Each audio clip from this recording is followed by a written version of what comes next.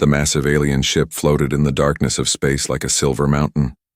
Inside its crystal halls, Chief Science Officer Vexthara studied the glowing screens before her. Her 6 eyes moved quickly across the data, each one focused on different information. The readings made no sense. "Show me the human vessels again," she said to her assistant, a young officer named Krikstal. The main screen filled with images of strange ships. Unlike the smooth, curved vessels that most species built, these human ships looked rough and angular. They had odd bumps and ridges along their hulls. Energy readings flickered around them in patterns that hurt to look at. "These readings cannot be correct," Vexthara muttered. Her tail switched back and forth, a sign of deep worry among her people. "Run the scans again." "I have run them 12 times, Science Officer," Krikstal replied. His voice carried the fear that all young officers felt when bringing bad news to their superiors. "The results are always the same. The human ships do not follow any known patterns." Vexthara turned away from the screens and walked to the large window that showed the stars outside. Her people, the Zephyrians, had been studying other species for thousands of years. They knew how ships should work. Energy flowed in predictable ways. Metal had specific properties. Physics had rules that could not be broken. But these human ships seemed to break every rule. The door to the science bay opened with a soft chime. Commander Keelthos entered, his ancient frame moving slowly across the polished floor. He had served on exploration ships for over 200 years and had seen more species than anyone else alive. "You look troubled, Science Officer," Keelthos said.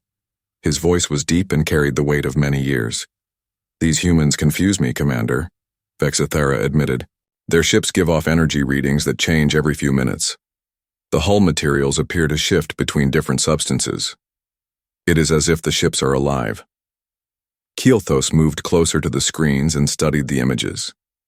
His expression grew dark. "I have seen ships like this before," he said quietly. "That is impossible," Vexthara protested. "Humans are a new species. They have only been in space for a few hundred of their years.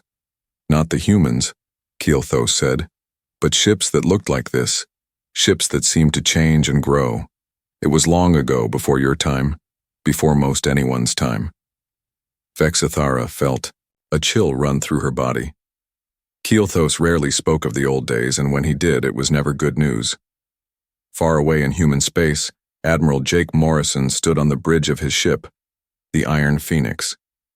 Unlike the crystal halls of the alien vessel, the human bridge was made of metal and plastic.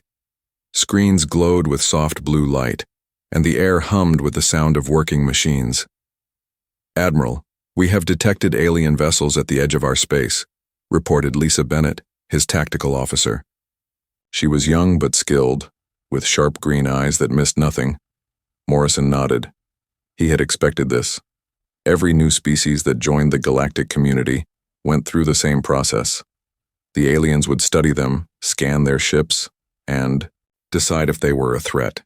It was standard procedure. But Morrison knew something the aliens did not. He knew why their scans would show strange readings. He knew why the ships seemed to change and shift. And he knew that if the aliens looked too deep, they would find something that would terrify them. "How many ships?" Morrison asked. "Just one. Large vessel, sir," Bennett replied. "It appears to be a science ship. Long-range sensors show it is moving closer to our position." Chief Engineer Rick Davis looked up from his control panel. He was a big man with calloused hands and grease under his fingernails. "Admiral, I'm getting some weird readings from the core. It's like something is stirring down there." Morrison felt his stomach tighten. The core was not like the power systems on other ships. It was something else entirely. Something that most humans did not know about and would not understand if they did. "Keep monitoring it, Rick," Morrison said, "and let me know if anything changes." On Earth, thousands of light years away, Dr. Amy Foster sat in a room filled with computers and screens. She was one of the few humans who knew the truth about their ships. She had helped design them, working with partners that most people would not believe existed. Admiral Kate Hudson entered the room, her uniform crisp and her expression serious. "Amy, we have reports that alien scouts are approaching our outer, Ships. The Iron Phoenix is making contact. Amy turned from her screens, her face pale. Are they scanning? Not yet, but you know they will. It's what they always do. Amy nodded. Every species did the same thing when they found new neighbors. They scanned their ships to learn about their technology and decide if they were dangerous. It was smart and careful. But with human ships, it was also very stupid. Have you told Morrison? Amy asked. He knows. Jake has always known what his ship really is. But his crew doesn't. Most of our people don't. Amy looked back at her screens, which showed the locations of human ships throughout their space. Each dot on the screen represented a vessel carrying secrets that could change the balance of power in the galaxy.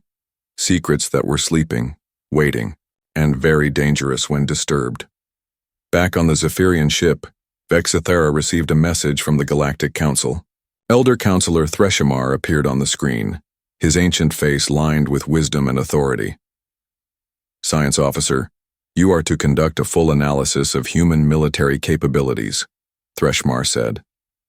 The Council needs to know if these newcomers pose any threat to galactic peace. Yes, Elder Counselor, Vexithera replied. However, their ships show unusual properties that may require special scanning procedures. Use whatever methods are necessary, Threshamar said. The Council has waited long enough. We must know what we are dealing with. The transmission ended, leaving Vexithera alone with her orders. She looked at Keelthos, who was still studying the images of human ships. Commander, what did you mean when you said you had seen ships like this before? Keelthos was quiet for a long moment. When he spoke, his voice was barely above a whisper. There are things in the old records, Science Officer, stories that most people think are myths. Tales of ships that were not really ships at all, but something else wearing the shape of vessels. You speak in riddles, Commander. Perhaps it is better that way, Keelthos said. Some knowledge is too dangerous to share freely. But I will tell you this. If these human ships are what I think they might be, then scanning them would be the greatest mistake our species has ever made. Vexithera felt her confidence waver. Keelthos had never been wrong about anything important, but her orders were clear. The Council wanted answers, and it was her job to provide them. Prepare the deep scan array, she told Krixtal. Target the human vessel designated as Iron Phoenix. Full spectrum analysis. Commander Keelthos recommends caution, Krixtal said nervously. I have my orders, Vexithera replied. But even as she said it, she felt a growing sense of dread. The darkness of space. The two ships moved closer together. One carried aliens who thought they were conducting routine intelligence gathering. The other carried humans who knew they were sitting on top of something that had been sleeping for millions of years. And deep within the Iron Phoenix, in spaces that did not appear on any ship's blueprint, something ancient began to stir. The deep scan array on the Zephyrian ship hummed to life. Vexithera watched as her instruments powered up, their displays showing the building energy that would soon probe every inch of the human vessel. The scanning beam could cut through any known material and analyze it down to the smallest particles. Array at full power, Science Officer, Krixtal reported. His voice shook slightly as he spoke. Commander Keelthos stood behind them, his old hands gripping the rail tightly. Vexithera, I urge you to reconsider. There are some doors that should never be opened. The Council has given me direct orders, Vexithera replied. I cannot ignore them based on old stories and myths. She turned to her control panel and placed her hand on the activation switch. Begin deep scan of the human vessel Iron Phoenix. The scanning beam shot out from the Zephyrian ship like an invisible spear. It crossed the empty space between the two vessels in seconds and struck the human ship's hull. Immediately, the alien instruments began collecting data. On the Iron Phoenix, Chief Engineer Rick Davis was checking the engine readings when his instruments suddenly went crazy. Warning lights flashed across his control panel, and alarms began to sound throughout. The ship. Admiral Morrison to the bridge, he called over the ship's communication system. We have a problem. Admiral Morrison arrived within minutes, followed by Tactical Officer Lisa Bennett and Communications Officer Ben Clark. The bridge crew looked worried as they watched the flashing warning lights. What's happening, Rick? Morrison asked. Something is scanning us, sir. Not just surface scans like we usually see. This is deep, going right through our hull and into the ship's core systems. Morrison felt his blood turn cold. He had hoped this day would never come, but he had always known it was possible. The aliens had finally decided to take a close look at human ships. "Can you tell where the scan is coming from?" Morrison asked. "The alien science vessel," Bennett reported from her station. "They are using some kind of advanced scanning array." Ben Clark looked up from his communication panel. "Sir, I'm trying to contact them, but they are not responding to our signals." Morrison nodded grimly. The aliens were too focused on their scan to talk. They had no idea what they were about to discover. On Earth, Dr. Amy Foster's computers began showing emergency warnings.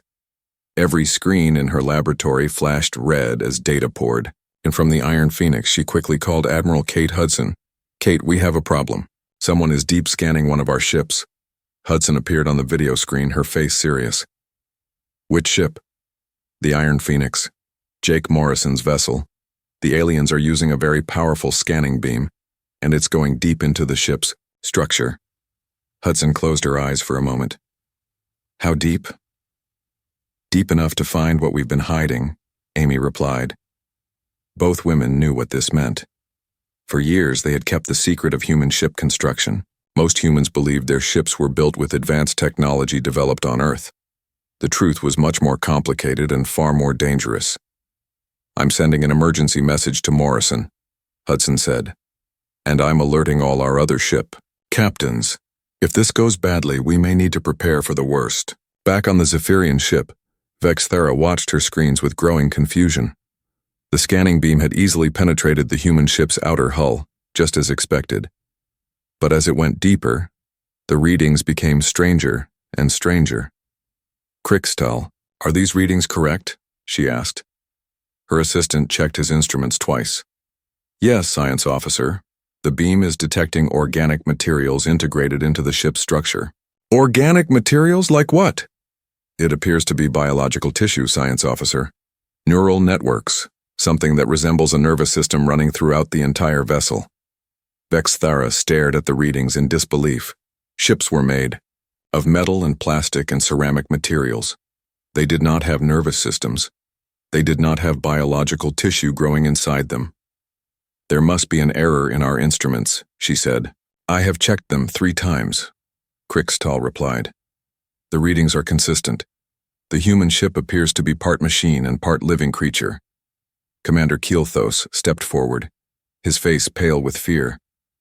"Science officer, you must stop the scan immediately." "Why?" "What do you know about this?" "More than I wish I did," Keelthos replied.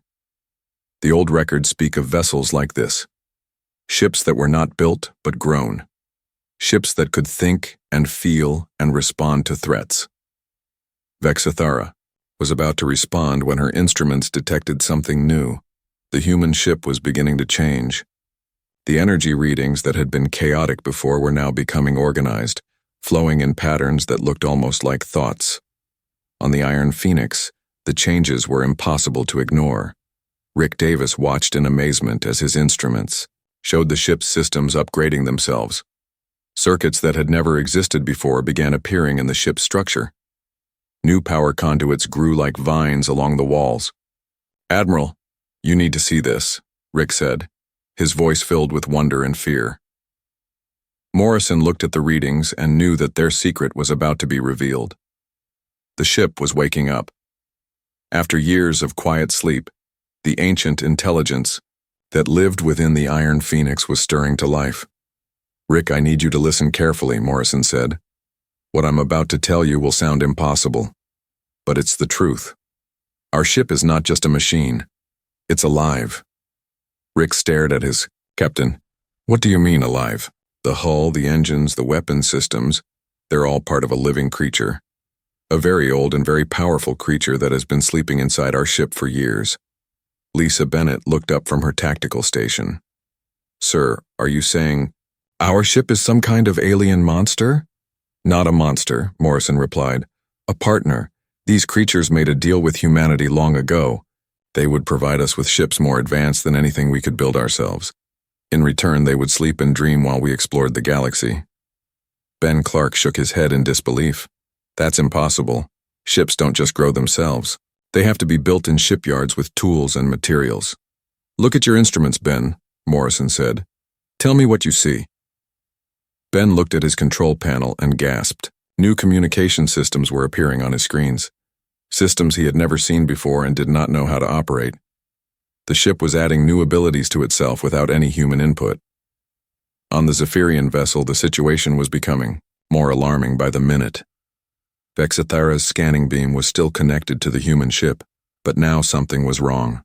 The connection was working both ways. The human ship was scanning them back. Science officer, I'm detecting an intrusion into our computer systems, Krikstal reported with panic in his voice. That's impossible. Our systems are protected by the most advanced security in the galaxy. The human ship is not using technology to break in, Krikstal said. It appears to be using some form of biological interface. It's learning about us by touching our minds directly. Several alien crew members suddenly collapsed at their stations. They lay unconscious, their eyes rolled, back and their bodies twitching. Whatever was inside the human ship was probing their thoughts and memories. Vexthara tried to disconnect the scanning beam, but her instruments would not respond. The connection was locked in place by something far more powerful than her technology. Commander, Keelthos, help me shut down the array, she called. But when she turned around, Keelthos was gone. She found him collapsed in the corner of the room, his ancient body shaking as something invisible examined his mind. The old commander's lips moved, forming words in a voice that was not quite his own. You should not have looked so deep, Science. Officer, some things are better left sleeping. On Earth, Dr. Amy Foster watched her screens with growing alarm. The readings from the Iron Phoenix showed that the entity within the ship was fully awake now. After years of peaceful slumber, it was responding to what it saw as an attack. Kate, we have a major problem, Amy said into her communication device. The entity in Morrison's ship is active, and it's not happy. Admiral Hudson's voice came back immediately. How not happy? It's treating the alien scan as a hostile act. The ship is going into full defensive mode. What does that mean? Amy looked at her instruments, which were showing energy readings that should have been impossible. It means the aliens are about to discover that human ships are not human at all. They're weapons platforms operated by creatures older than most stars. And those creatures have just decided that the galaxy might be a dangerous place after all. The hull of the Iron Phoenix began to ripple like water. Admiral Morrison watched in fascination and terror as the metal walls around him moved and shifted. What had looked like solid steel now flowed like liquid, reforming itself into new shapes and patterns. Sir, the ship is changing, Lisa Bennett reported from her tactical station. Her voice was steady, but her hands shook as she spoke. New weapon systems are appearing on the hull. I'm seeing gun ports that were never there before. Rick Davis stared at his engineering displays in amazement. Admiral, the power core is doing something I've never seen. It's not just generating energy anymore. It's creating matter from nothing. The ship is literally growing new parts for itself. Morrison nodded grimly. He had known this day might come, but he had hoped it never would. The ancient creature that had been sleeping within their ship for years was finally waking up, and it was not pleased with what it found. Ben, try to contact the alien vessel, Morrison ordered. Tell them to stop their scan immediately. Ben Clark worked frantically at his communication panel. Sir, I'm trying, but they're not responding, and something else is happening. My communication systems are changing too. I'm getting new frequencies, new transmission methods I don't understand. On the Zephyrian ship, chaos had taken hold. Half the crew lay unconscious on the floor, their minds overwhelmed by contact with something vast and alien. Vexithara struggled with her controls, trying desperately to disconnect the scanning beam. Krikstal, help me shut down the array, she called to her assistant.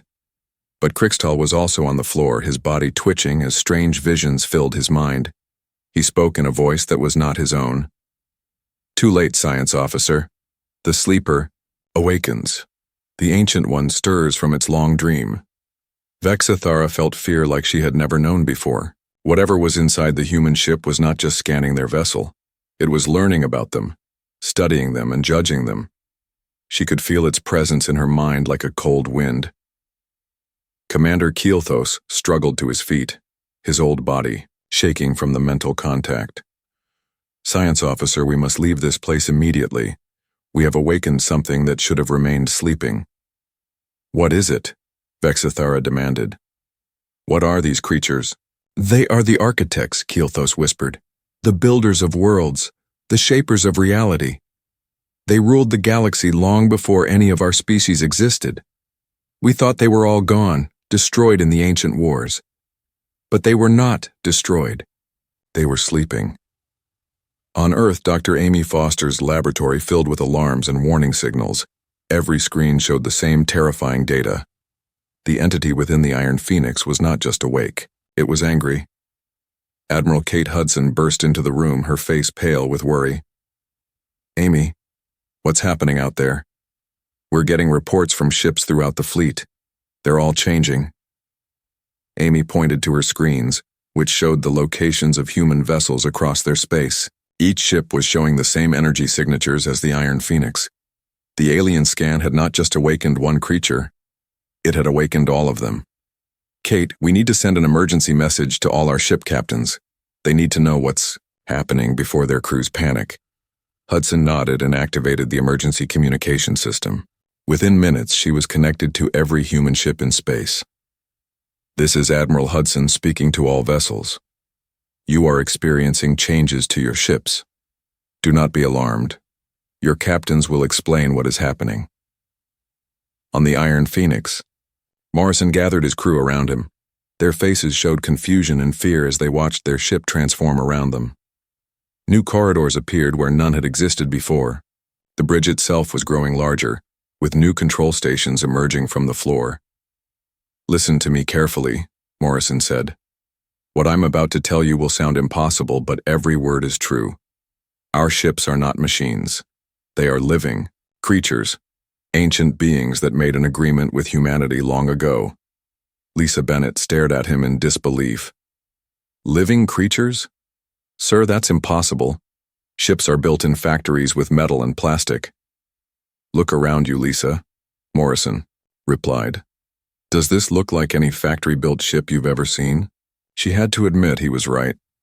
The walls were moving like they were alive. The control panels were reshaping themselves. New systems were appearing without any human input. Rick Davis raised his hand. "Admiral, if these ships are alive, why did they pretend to be machines? Why the deception?" "Because they were tired," Morrison explained. "These creatures fought a war that lasted millions of years. They battled enemies from beyond our reality, things so terrible that they cannot be described. When the war ended, they wanted to rest, to sleep and forget the horrors they had seen."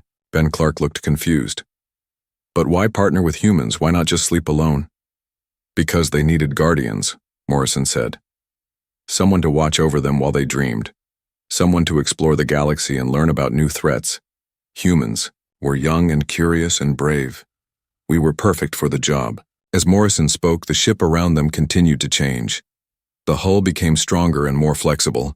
Weapons that had never existed before grew from the ship's structure. The power core expanded, generating energy in ways that human science could not explain. On the Zephyrian vessel, the situation grew worse by the minute. More crew members collapsed as the ancient intelligence probed their minds. Vexithara watched her instruments with growing horror as the human ship revealed its true nature. "Science officer," Krixtal whispered from the floor. "It's showing me things. Terrible things from the ancient past. Wars between gods and monsters. Battles that destroyed entire star systems." Vexithara tried to maintain her scientific composure, but fear was winning. "What does it want from us?" "It wants to know why we woke it up," Krixtal replied. "It wants to know if the old enemies have returned." Commander Keelthos managed to stand up, though his legs shook beneath him. "The architects fought against creatures from outside our reality, things that fed on life and light and hope. They won the war, but the victory cost them everything. They went into hibernation to heal from wounds that cut deeper than flesh. And now we've awakened them," Vexithara said with growing dread. Yes, and they think the old enemy might be returning. The scanning beam between the two ships suddenly changed. Instead of the Zephyrians scanning the humans, the connection reversed completely. The Iron Phoenix began to examine every system on the alien vessel. But this was not technological scanning. This was something far more intimate and terrifying. The ancient intelligence touched every mind on the Zephyrian ship. It read their memories, their fears, their knowledge of the galaxy. It learned about the Galactic Council, about the 12 species that ruled known space, about the politics and conflicts of modern civilization, and it was not impressed with what it found. Vexithara felt the creature's presence in her mind like ice water. It spoke to her without words, communicating in pure thought and emotion. The message was clear and terrifying. The galaxy had grown weak during the long sleep. The species that now ruled space were soft and complacent. They fought small wars over territory and resources while remaining blind to the real dangers that lurked in the darkness between stars. Worse, the ancient enemy was stirring. The things from beyond reality were testing the barriers that held them back. They had been patient during the architect's sleep, but now they sensed weakness. They were preparing to return. The Iron Phoenix completed its examination of the Zephyrian vessel and found it lacking. The aliens were advanced in technology but primitive in wisdom. They had powerful weapons but weak spirits. They would not survive what was coming. Morrison felt the ancient intelligence speaking through him as he addressed his crew. His voice carried harmonics that human vocal cords should not be able to produce. "The long sleep is ending," he said. "The architects must wake and prepare. The old enemy stirs in the dark places between worlds. War is coming to the galaxy once again." Dr. Amy Foster's hands flew across her keyboard as she prepared the most important message of her life. The screens around her showed that every human ship in space was transforming. The ancient beings within them were waking up after millions of years of sleep, and they were not happy with what they found. "Kate, I need to send a transmission to both fleets," Amy said to Admiral Hudson. "The aliens need to understand what they've done, and our people need to know the truth." Hudson nodded grimly. "Do it, but be careful with your words. This information could start a war or prevent one." Amy activated the emergency broadcast system that could reach both the human fleet and the alien vessel. Her voice would be heard by everyone involved in this crisis. "This is Dr. Amy Foster speaking from Earth Command," she began. "I am transmitting vital information about human vessels to prevent further misunderstanding and potential tragedy." On the Iron Phoenix, Admiral Morrison listened to Amy's transmission while watching his ship continue to change around him. New corridors had appeared overnight. The bridge was now twice its original size, filled with control stations that operated themselves. "Our ships are not what they appear to be," Amy continued. "They are living beings, ancient creatures that we call the architects. These entities are older than most stars in our galaxy. They possess technology and knowledge beyond our understanding." Lisa Bennett looked at Morrison with wide eyes. "Sir, is she saying our ship is some kind of alien creature?" "Not alien to us," Morrison replied. "They come from Earth's oceans. They've been there since before humans existed. When we reached for the stars, they offered to help us explore the galaxy." Rick Davis shook his head in disbelief. "But why hide the truth? Why make us think we built these ships ourselves?" "Because most humans couldn't handle the truth," Morrison explained. "How would you react if someone told you that your ship was a living creature with its own thoughts and feelings? Most people would be terrified." On the Zephyrian vessel, Vexithara struggled to understand Amy's transmission. The human doctor was describing beings that sounded like myths and legends, but the evidence was all around her. Her unconscious crew members were proof that something incredibly powerful lived within human ships. "Dr. Foster, this is science. Officer Vexithara of the Zephyrian exploration vessel," she transmitted back. "You say these architects come from your homeworld, but our scans show technology far beyond anything your species should possess." Amy's voice came back immediately. "That's because they're not originally from our dimension. The architects came to Earth millions of years ago, fleeing from a war that nearly destroyed the galaxy. They've been sleeping in our oceans ever since, healing from wounds that cut deeper than physical matter. Commander Keelthos, still shaking from his mental contact with the ancient intelligence, stepped forward. Dr. Foster, I believe I know what these creatures are. My people have records of beings like this. We called them the Star Builders. They ruled the galaxy before any current species existed. You're correct, Commander, Amy replied. The architects were once the guardians of galactic civilization. They built worlds, guided the development of life, and protected reality itself from threats that exist beyond normal space and time. Admiral Hudson took over the transmission. What Science Officer Vexthara's scan has done is wake them from their healing sleep. They've been examining your ship and your minds to understand the current state of the galaxy, and they're concerned about what they've found. On ships throughout human space, similar conversations were taking place. Captain John Murphy of the destroyer Starhawk watched his vessel grow new weapon systems that defied all known physics. Commander Sarah Williams of the cruiser Knight Rider saw her ship's hull become partially transparent, revealing organic structures that pulsed with their own light. Every human ship was transforming, revealing capabilities that had been hidden for years.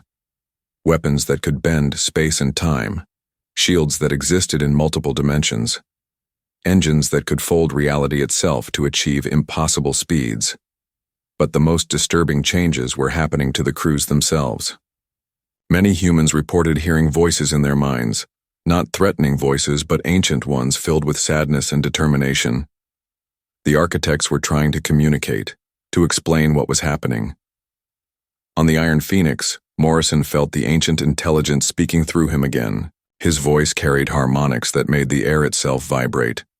People of the galaxy, he said, though the words came from something far older than humanity. We have slept for eons, healing from wounds inflicted in a war you cannot imagine. We hoped never to wake again, to remain in peaceful dreams while younger species inherited the stars. Vexthara listened to the transmission with growing fear. The voice speaking through the human admiral was vast and terrible, like listening to the echo of creation itself. But your scan has awakened us, the voice continued. And in waking, we have examined your minds and your civilization. We have seen the petty conflicts, the territorial disputes, the casual cruelty that you call politics. Most disturbing, we have detected signs that our ancient enemy is stirring once again. Keelthos felt his blood turn to ice. What enemy? He whispered. The voice heard him across the vast distance of space. Entities from beyond reality itself, beings of pure hunger and darkness that seek to devour all life, all light, all hope. We fought them once and drove them back, but the cost was terrible. Entire star systems were destroyed. Whole species were wiped from existence. Amy Foster took control of the transmission again. The architects formed a partnership with humanity because they needed guardians, someone to watch over them while they healed, and to serve as their eyes and ears in the galaxy. We've been exploring space not just for ourselves, but to watch for signs of the old enemy's return. Rick Davis looked at his instruments, which were now showing energy readings that hurt to look at. Admiral, are you saying we've been living inside alien monsters this whole time? Not monsters, Morrison replied, his own voice returning. Guardians. Protectors. They've been keeping us safe while we explored the galaxy. But now they're awake, and they've learned that the galaxy is in danger. The transformation of human ships continued to accelerate. Vessels that had looked like simple metal constructs now revealed their true nature as living beings of incredible power. Hulls became flexible like skin. Engine cores pulsed like massive hearts. Weapon systems grew and shifted like the limbs of vast creatures. But the most significant change was in the ship's capabilities. The Iron Phoenix now possessed weapons that could crack planets. Its shields could deflect entire star fleets. Its engines could cross the galaxy in days rather than years. Admiral Hudson addressed both fleets with growing urgency. All vessels, human and alien, are advised that we are entering a new phase of galactic history. The architects are awakening throughout our fleet, and they bring knowledge of threats that we never imagined. On the Zephyrian ship, Vexthara watched her instruments detect massive energy buildups throughout human space. Every human vessel was becoming something far more powerful than anything in the Galactic Council's databases. "Commander Kielthos," she said with a trembling voice. "What have we done?" The old commander looked at the readings with the wisdom of his many years. "We have awakened gods, science officer. Ancient gods who went to sleep hoping never to fight again. But the galaxy has forced them to wake up, and now they must decide whether our species deserve their protection or their judgment." The voice of the architect spoke one final time through Morrison. "The long peace is ending. The sleepers wake. Prepare yourselves, people of the galaxy, for war is coming from the dark spaces between worlds. And this time, we may not be strong enough to stop it." The transformation of the Iron Phoenix reached its final stage.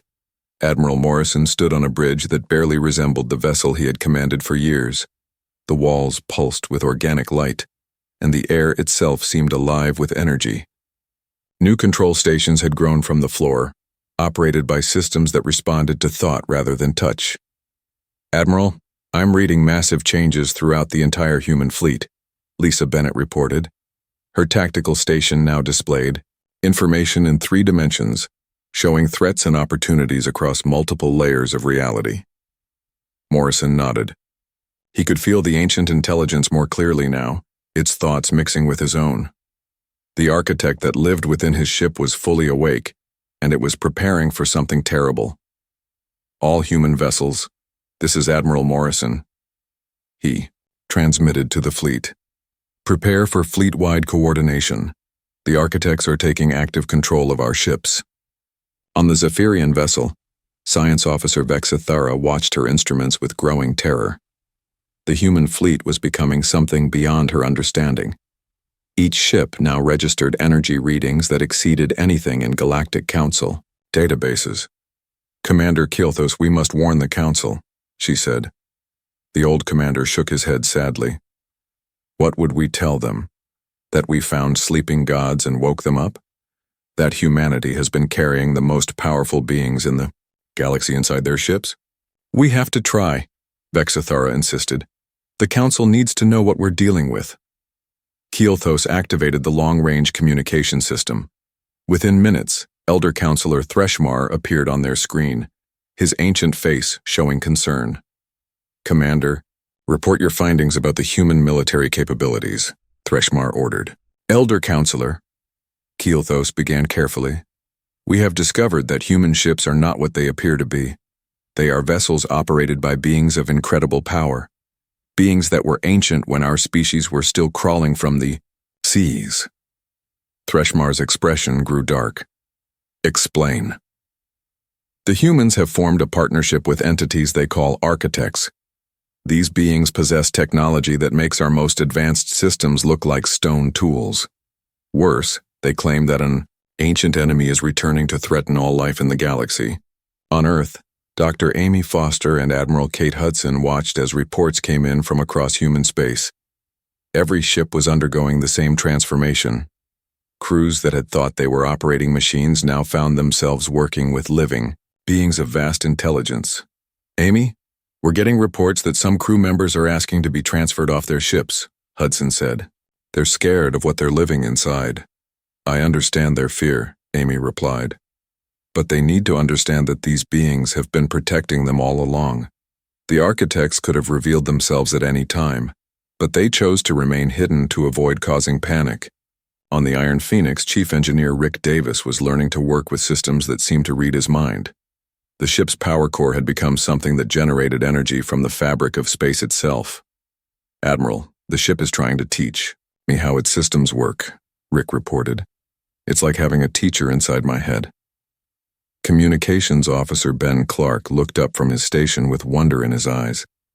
"Sir, I'm receiving signals from deep space, messages in languages that don't exist in any database, but somehow I can understand them." Morrison felt the architect's presence grow stronger in his mind. Through their connection, he could sense the vast network of awakened beings throughout the human fleet. They were preparing for something that would change the galaxy forever.